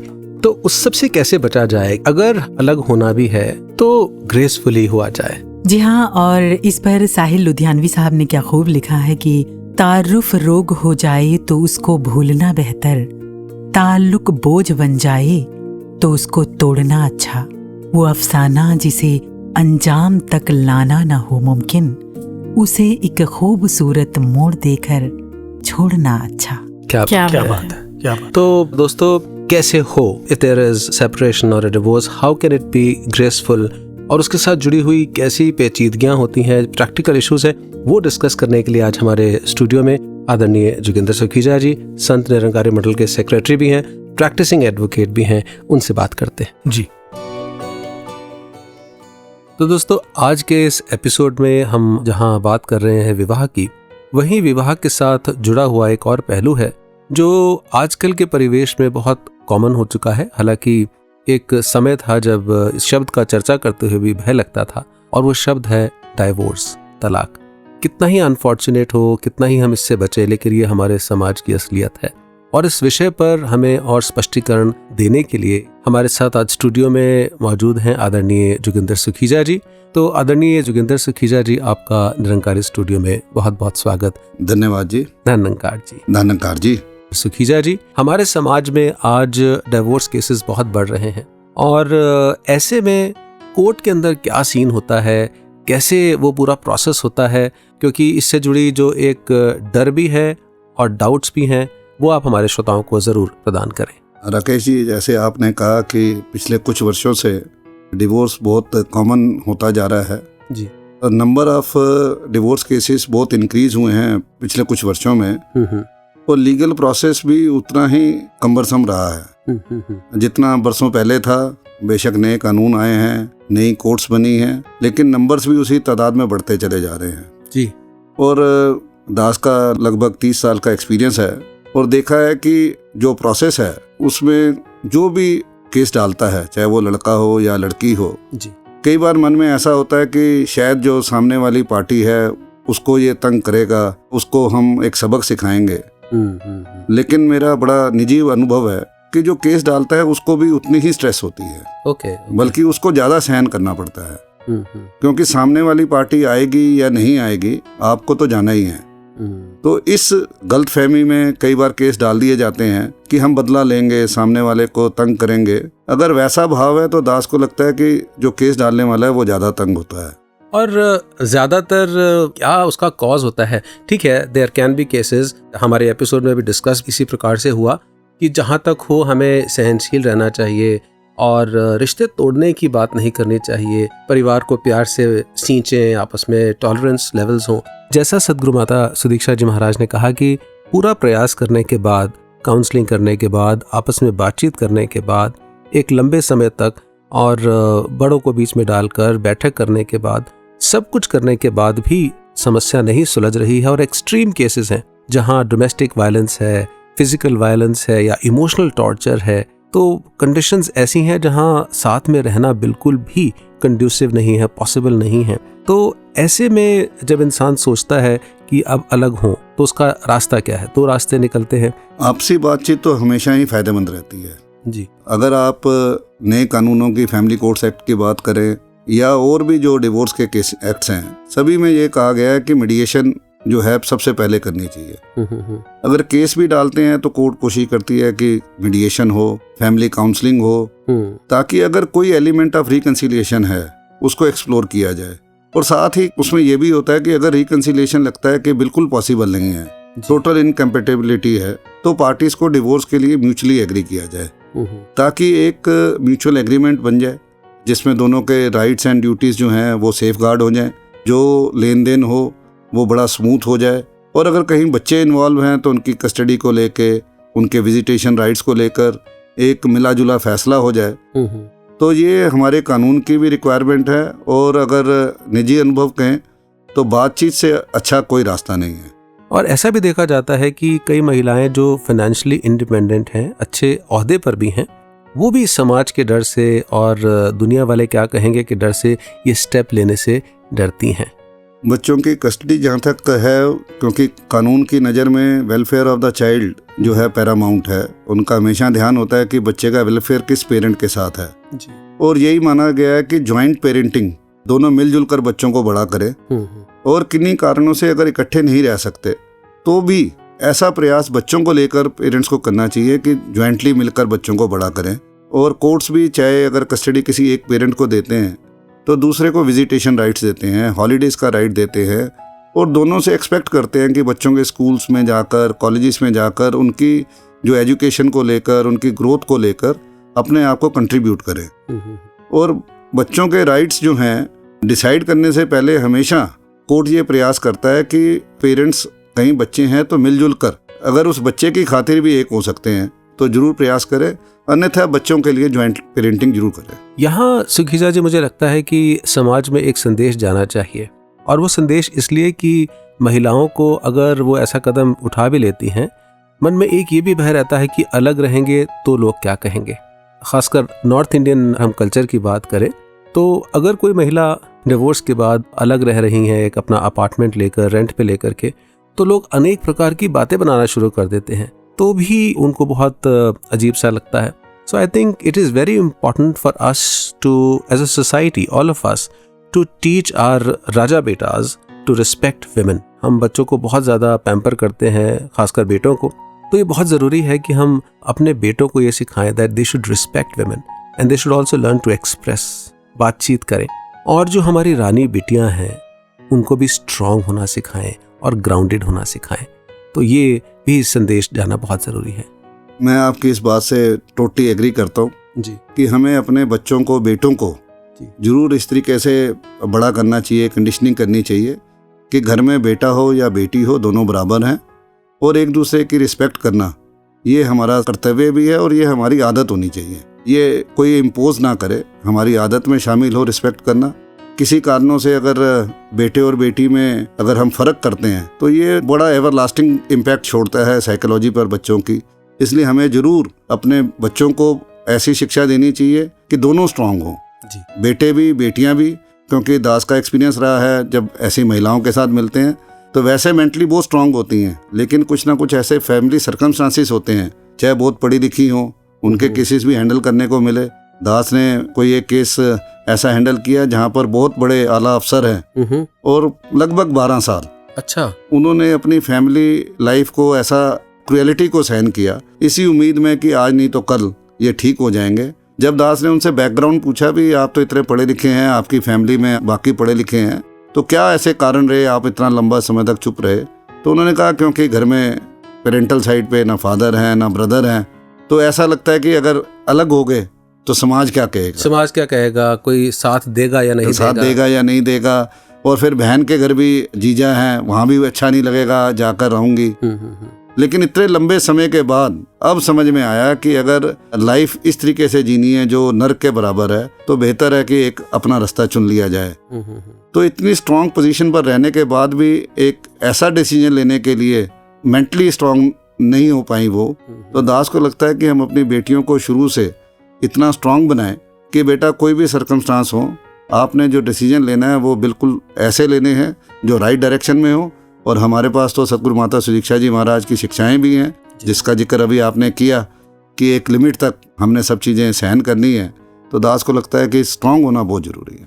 तो दोस्तों, वॉइस डिवाइन के इस एपिसोड के माध्यम से आप तक ये संदेश भी पहुंचाया जा रहा है कि परिस्थिति के अनुसार, विवेक के अनुसार आप अपना डिसीजन लें। हमारी तरफ से कोई ऐसी जजमेंट या कोई ऐसी प्रीची बात नहीं कही जा रही कि डाइवोर्स लें या ना लें, यह आपका चुनाव है। हम केवल आपके साथ वो अनुभव शेयर कर रहे हैं जो आज समाज में हमें देखने को मिलते हैं। आदरणीय सुखीजा जी का 30 साल का जो अनुभव है, तो उसी को सिर्फ शेयर किया जा रहा है। Eventually at the end of the day decision आपका अपना है। परिस्थितियां हर केस की, हर फैमिली की डिफरेंट होती हैं, so it is upon you to take your call. Sukhija ji, अंतिम प्रश्न। ये भी देखा जाता है, हालांकि ज्यादा केसेस तो महिलाओं के अगेंस्ट ही डोमेस्टिक वायलेंस के या टॉर्चर के या इस प्रकार से जो एक गलत व्यवहार के होते हैं जहां उनको सफर करना पड़ता है, पर कई बार देखा जाता है कि पुरुषों को भी सफर करना पड़ता है। बहुत कम परसेंटेज है, लेकिन ऐसा होता है। तो अगर उनके साथ ऐसी कुछ प्रताड़ना हो रही है या दे आर सफरिंग, को उनके साथ मेंटल टॉर्चर हो रहा है, तो उनको क्या करना चाहिए और उनके क्या अधिकार हैं? कानून के मुताबिक पुरुषों को भी डिवोर्स सीख करने का पूरा अधिकार है जी। अगर क्रुएलिटी सफ़र कर रहे हैं, डिजर्शन सफ़र कर रहे हैं या कोई और कारण है जो हमारा कानून रिकॉग्नाइज करता है, वो डिवोर्स सीख कर सकते हैं कोर्ट से। इसके अलावा अक्सर डोमेस्टिक वायलेंस की जब बात होती है तो लेडीज़ ही हैं जो ज़्यादा सफ़र करती हैं जी। अगर पुरुष भी सफ़र कर रहे हैं तो वो भी जाकर कोर्ट में कंप्लेंट कर सकते हैं। इवन जो मेंटेनेंस वाला पार्ट है, कई बार ऐसा होता है कि जो महिलाएं हैं वो ज़्यादा अधिक कमा रही होती हैं, इंडिपेंडेंट होती हैं और पुरुष के पास नहीं होते हैं साधन, उनके पास भी राइट है कि वो मेंटेनेंस सीख करें। लेकिन क्योंकि गिनती इतनी नेग्लिजिबल होती है, इसलिए आमतौर पर यह समझा जाता है कि ये सिर्फ महिलाओं के राइट्स हैं। तो दोस्तों, आदरणीय सुखीजा जी से हमें पता चला कि किस प्रकार से हम सेपरेशन या डिवोर्स के केसेस को म्यूचुअली एक एमिकेबल तरीके से डील कर सकते हैं। हालांकि सबका प्रयास हो कि प्यार से, प्रीत से उम्र भर का यह रिश्ता इसी प्रकार चलता रहे, सदगुरु की शिक्षाओं का आधार लेकर के। लेकिन अगर परिस्थितियां कुछ और कहती हैं तो इंडिविजुअल डिसीजन हम सब ले सकते हैं। Thank you so much Sukhija ji for sparing your time and giving us invaluable inputs on this topic. हमारे स्टूडियो में पधारने के लिए आपका बहुत बहुत धन्यवाद। Thank you ji. धन्यवाद जी। और दोस्तों, जहां शोषण की बात हो रही है तो केवल महिलाएं नहीं बल्कि पुरुष भी और यहाँ तक कि बुजुर्ग भी शोषण का शिकार हो रहे हैं। और हमारे साथ बहन Primal ji, coordinator press and publicity department Sant Nirankari मंडल, हमारे साथ जुड़ी हैं। वो भी अपना अनुभव शेयर कर रही हैं। आइए उनसे सुनते हैं। Rakesh ji, here I would like to share an experience with you, जहाँ पर I happened to visit the jail for a social cause। तो जब वहाँ पर गई तो ऐसे भी देखा कि बुजुर्गों पे भी अत्याचार काफ़ी हो रहे हैं। एक बहुत बुजुर्ग महिला, कोई 80-85 साल की होंगी जी। तो बाकी सारी महिलाएं, उन्होंने यहाँ तक कहा, लिटरली दे वर प्लीडिंग कि भी हमारी सज़ा चाहे बढ़ा दो पर इनको यहाँ से अगर रिहा करा सकते हो किसी तरीके। मेरे जब उनसे बात करना हुआ कि आप कैसे यहाँ पर, तो उन्होंने बताया कि मेरी बहू जो है वो मेरे पे इतना अत्याचार ढा रही थी कि भी किसी तरीके मैं प्रॉपर्टी उसके नाम पे करा दूं। तो मेरा बेटा कहीं बाहर टूर पे गया तो मुझे कहने लगी कि आज आप मेरे नाम पेपर करती हो, नहीं तो मैं अपने कपड़ों को जला लूंगी। Oh my God. तो उसने, राकेश जी, वाकई वो करा। उसने अपनी शर्ट का एक नीचे से कोना जला दिया और पुलिस को फ़ोन कर दिया कि मुझे ये जलाने की कोशिश कर रही हैं। और पुलिस की गाड़ी आई और वो उस बुज़ुर्ग वृद्ध महिला को, और दिल पसीज रहा था उस महिला को देखकर, उनके आंसू नहीं रुक रहे थे। और कैसे उन्होंने, बेटे को भी नहीं पता था कि वो कहाँ पर हैं। और ऐसे ऐसे अत्याचार कहीं वहाँ पर देखने को मिले कि न सिर्फ फीमेल वायलेंस देखी जाती है बट ऑन द कॉन्ट्ररी बुजुर्गों को और लड़कों को भी कहीं जगह बहुत परेशानी का सामना करना पड़ता है। जी हाँ दोस्तों, बहुत ही अनफॉर्चुनेट है, निंदनीय भी है और दुख भी होता है जब कानून की आड़ लेकर के झूठे केसेस डाले जाते हैं। तो हम प्रयास करें, हम स्वयं तो अपने जीवन में सद्गुरु की शिक्षाओं का अनुपालन करें, लेकिन और भी समाज को, अपने परिवारों को, पड़ोस में, मित्रों में जागृति लाएं कि बुजुर्गों का आदर सम्मान रखें और परिवारों में प्यार बना रहे। और ये भी हमेशा ध्यान रखें कि हम लालचवश आकर के कुछ इस प्रकार के कदम ना उठाएं। कुसुम जी, एक और मुद्दा है। वो कौन सा? वो मुद्दा है रीमैरिज का, पुनर्विवाह का, जिसको लेकर के समाज में मुझे लगता है कि बहुत संकीर्णताएं हैं और लोग बहुत जल्दी ओपिनियंस बना लेते हैं, उंगलियां उठानी शुरू कर देते हैं, बातें बनानी शुरू कर देते हैं। आपका क्या कहना है इस बारे में? राकेश जी, इसी में मैं एक लाइन और जोड़ूं तो विधवा विवाह भी एक मुद्दा रहा है। और वो एक दौर था जब किसी पत्नी की जो पति हैं उनकी मृत्यु हो जाती थी तो उन्हें विधवा कहा जाने लगा था, और विधवा लड़की या विधवा महिला की हालत मौत से भी बदतर हो जाती थी। उसका खाना पीना, रहन सहन सब बदल जाता था। उसके बाल काट दिए जाते थे। ना तो वो अच्छा खाना खा सकती थी और ना वो बनाव सिंगार कर सकती थी और ना ही रंग बिरंगे कपड़े ही पहन सकती थी। और शादी की बात तो दूर, किसी पुरुष से बात करना या खुश रहना उनके लिए गुनाह समझा जाता था। ऐसा लगता था जैसे पति की मौत की जिम्मेदार वो खुद ही हो। खैर, समय जो भी रहा हो, बदलता जरूर है। समाज सुधारक ईश्वर चंद्र विद्यासागर सहित कुछ और समाज सुधारकों ने मिलकर हिंदू विधवा पुनर्विवाह कानून पारित करवाया और ये एक्ट 19 जुलाई 1856 में पारित हुआ। और फिर ऐसा हुआ कि जिस दिन पहली विधवा महिला की शादी हुई ना, तो पूरे देश में वो चर्चा का विषय बन गई और कोलकाता के उस मोहल्ले में लोग सड़कों पर उतर आए। भीड़ इतनी ज्यादा थी कि काबू करने के लिए पुलिस बुलानी पड़ी। बदलाव इतना आसान नहीं होता। लोग अपनी मान्यताओं को लेकर इतने कठोर हो जाते हैं कि इस तरह का कोई बदलाव होता है तो जल्दी उसे स्वीकार ही नहीं कर पाते। और इसी तरह अगर कोई तलाकशुदा महिला है तो कभी कभी ऐसा हो जाता है कि लोग उनके भी विवाह को, उनकी शादी को बर्दाश्त नहीं कर पाते। लेकिन हाँ, समय बदलता जरूर है। जी हाँ कुसुम जी, जहाँ पुनर्विवाह की बात आती है, मुझे लगता है कि हर एक को अधिकार होना चाहिए कि वो अपने जीवन में अगर किसी से विवाह आगे करना चाहते हैं, कोई भी आयु हो। कई बार देखा जाता है किसी की आयु एक स्पेसिफिक एज, मतलब अगर अटेन कर ली, 50 साल के हो गए, 45 के हो गए, 60 के भी हो गए, तो कहते हैं अब इसने क्या शादी करनी है। तो शादी का कोई एक उद्देश्य नहीं हो सकता। कंपेनियनशिप के लिए भी कोई शादी कर सकता है, साथ रहने के लिए भी, अपने इमोशनल बैलेंस को बनाने के लिए भी। तो मुझे लगता है किसी भी उम्र में कोई भी किसी से अगर विवाह कर रहा है तो हमें जज करने का कोई अधिकार नहीं है। और दोस्तों, एक और बहुत बड़ा चैलेंज कई बार जो देखा आजकल की सोसाइटी में, वो है कि विवाह के उपरांत कई परिवारों में संतान जब नहीं होती है एक लंबे अरसे तक, तो भी कई बार डिफरेंसेस आते हैं और बड़े बुजुर्ग भी और हर तरीके से बातें भी सुननी पड़ती हैं। तो मुझे ऐसा लगता है कई हमारे मित्रों ने ऐसा किया कि उनके विवाह को जब लंबा समय हो गया और हर प्रकार के ट्रीटमेंट कर लिए, इतना मेंटल प्रेशर हो गया कुसुम जी उन हस्बैंड वाइफ के अंदर जी कि वो संभल नहीं पा रहे थे। तो ऐसे में उन्होंने एक छोटे से बच्चे को अडॉप्ट किया। कितनी अच्छी बात है ना, गोद ले लिया। जी हाँ, और मुझे लगता है adoption itself is a very good option. ये एक बहुत नेक काम है, किसी एक बच्चे को घर देना। बिल्कुल। और इस खूबसूरत बातचीत के बाद आइए एक बार फिर से जुड़ते हैं निरंकारी लाभों से। प्रण करो के रहेगी जगदी, जोत मन विच ज्ञान दी, चाल होवेगी दोहां दी, जगत दे कल्याण दी।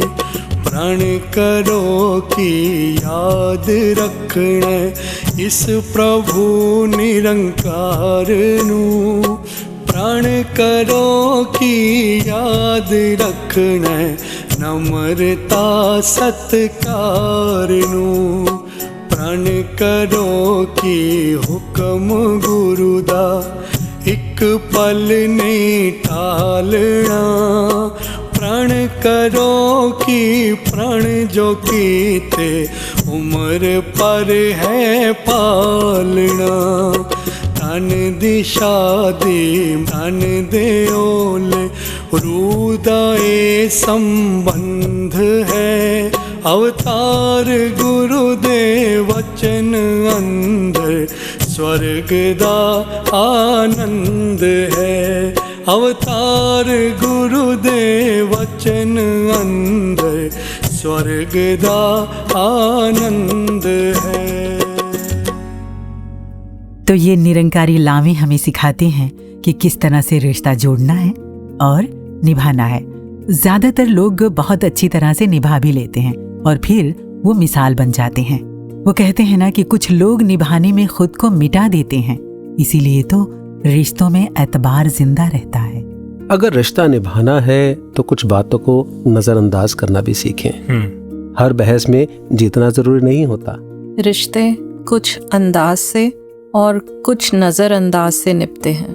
और हमारे लिए तो सदगुरु स्वयं ऐसा एक एग्जाम्पल क्रिएट करते हैं, जीवन जी करके दिखाते हैं, जो अगर हम जीवन में फॉलो करें तो मुझे लगता है कि हर रिश्ता, सिर्फ शादी का नहीं, हर रिश्ता खूबसूरती से निभाया जा सकता है। जी बिल्कुल राकेश जी। अब जैसे शहनशाह बाबा अवतार सिंह जी जगत माता बुधवंती जी का ही एग्जाम्पल ले लें। जी हाँ, कैसे जगत माता बुधवंती जी सभी का ख्याल करते थे, सिर्फ अपने परिवार का ख्याल नहीं करते थे। बाबा गुरबचन सिंह जी और निरंकारी राजमाता जी। जी हाँ, राजमाता जी का तो पूरा जीवन ही सबके साथ प्यार, प्रीत और मर्यादा का एक सुंदर जीवंत उदाहरण रहा। जी, लव पर्सोनिफाइड बाबा हरदेव सिंह जी महाराज। वाह। और सतगुरु माता सविंदर जी। क्या बात है, कितनी खूबसूरती और मर्यादा से इन्होंने रिश्ते निभाए जी।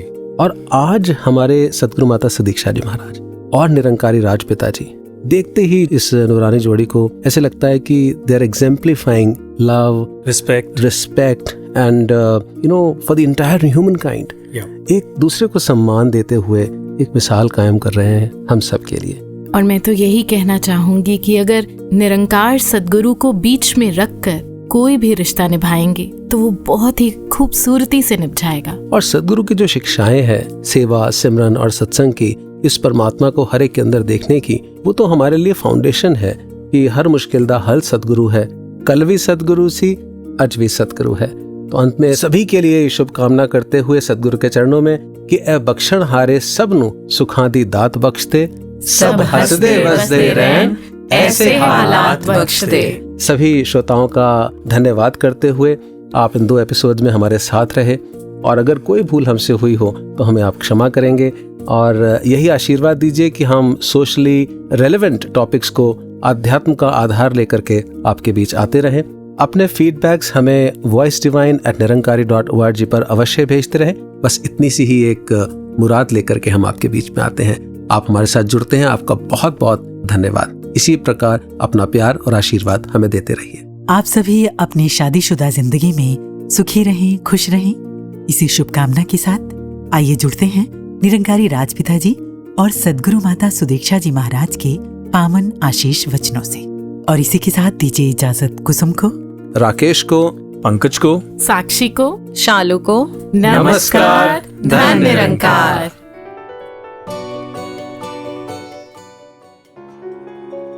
कि ये प्रेम वाला जीवन हो, विनम्रता वाला जीवन हो, मन में प्रेम होगा तो झुकना आसान हो जाएगा। ये रिश्ते, ये जो संबंध, ये जो परिवार मिला है, इन रिश्तों की कदर डाल सकें। क्योंकि जिनके दिलों में ये प्रेम नहीं होता, जो अक्सर दुनिया में हम देखते हैं, बाबा जी अक्सर कहते थे कि झुकना बड़ा मुश्किल है उनके लिए, क्योंकि मन में बात आ जाती है कि मैं क्यों करूं, मैं क्यों पास जाऊं, उसको अगर कदर है तो वो बुला ले, अक्सर ये कहना। और जब उनकी इन शिक्षाओं को अपने जीवन में जीने के लिए लेके जाते, तो चाहे दुनिया के नियम कुछ भी हों कि झुकता तो कमज़ोर है, जो झुक रहा है मतलब कमज़ोर है, पर ऐसी दुनिया में भी जहाँ झुकने को कमज़ोरी माना गया, या ऐसे कहा गया कि इसको तो कोई रिस्पेक्ट ही नहीं है अपनी दुनिया के ये नियम, ऐसी दुनिया में भी झुकने में इन्होंने आनंद बख्श दिया। क्योंकि उस झुकने में इनकी मुस्कुराहट दिखती थी।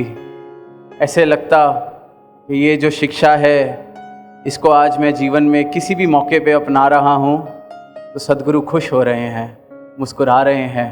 दास दावे से कह सकता है कि हम सबके ही जीवन में वो झुकना आसान इसलिए हो गया क्योंकि ऐसा लगा कि इस तरह से झुकेंगे तो पातशाह और मुस्कुराएंगे।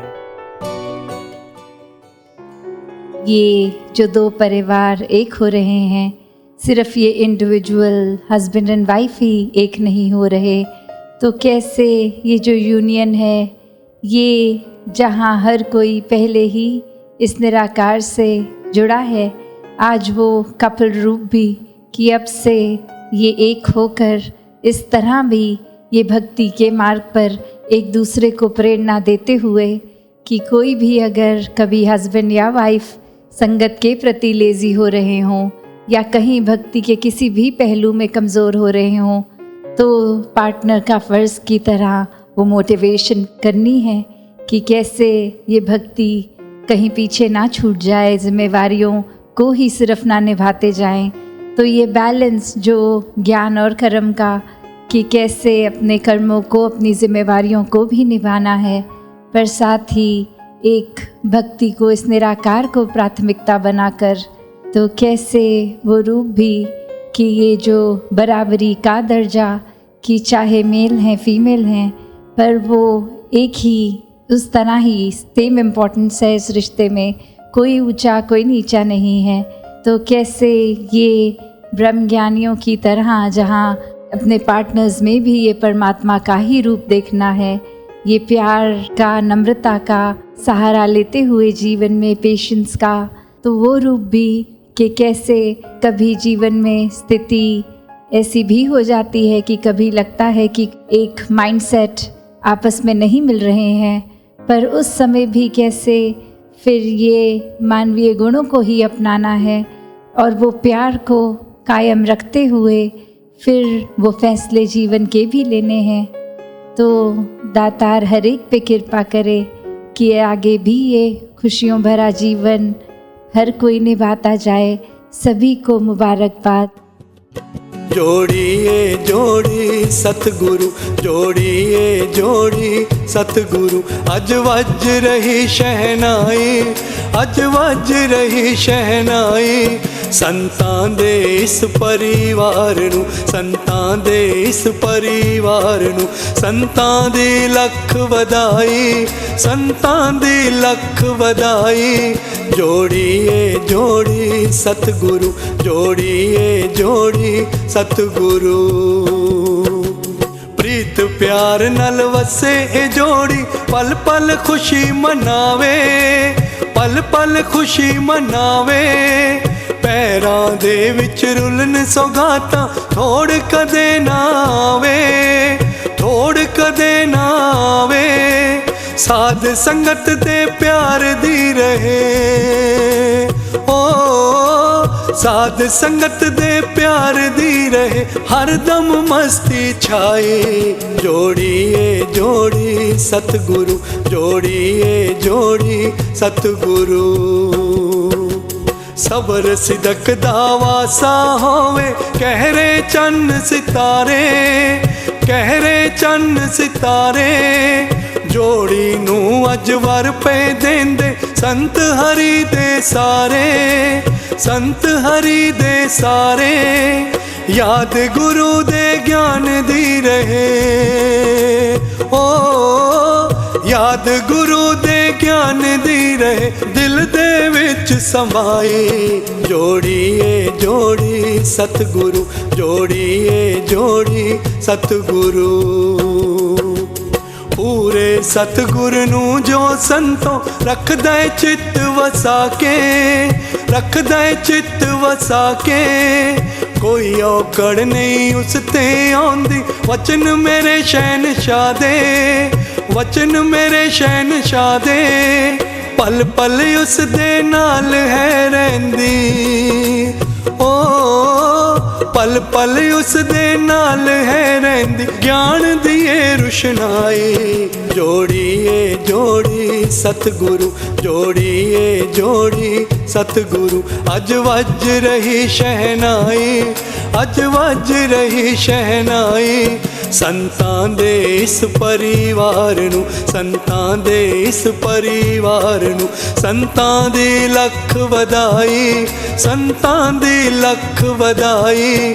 जोड़िए जोड़ी सतगुरु, जोड़िए जोड़ी सतगुरु। Was divine.